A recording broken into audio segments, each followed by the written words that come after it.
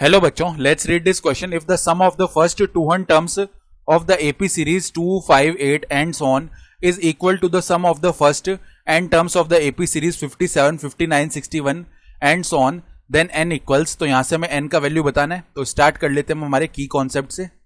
तो देखो की कॉन्सेप्ट क्या हो जाएगा, हम जानते हैं सम ऑफ फर्स्ट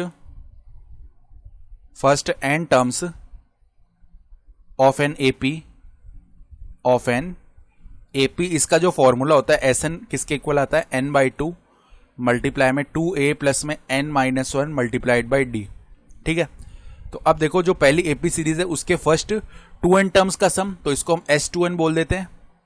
ये किसके इक्वल दिया हुआ है, जो दूसरी AP सीरीज है उसके फर्स्ट n टर्म्स का सम, तो इसको हम बोल देते हैं S-n. ठीक है.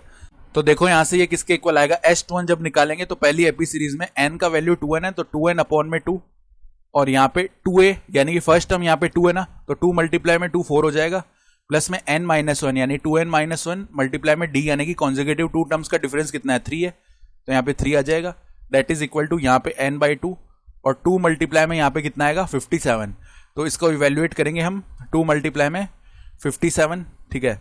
तो ये आ जाएगा 114 प्लस में n-1 मल्टीप्लाई में यहाँ पे कॉमन डिफरेंस 2 हो जाएगा. ठीक है.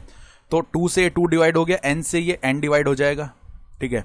यानी कि बच गया कितना, देखो 4 प्लस में 3 को अंदर मल्टीप्लाई किया तो 6n माइनस में 3, दैट इज इक्वल टू किसके, दैट इज यहां से इक्वल टू आएगा हमारे पास, 2 को अंदर ले जाते हैं तो पहले तो बन जाएगा 114 अपॉन में 2 यानी कि 57 और प्लस में n-1. ठीक है.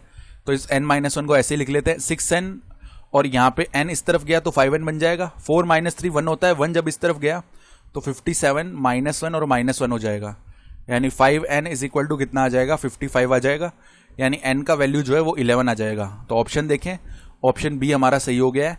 I hope you understood this explanation. Best of luck.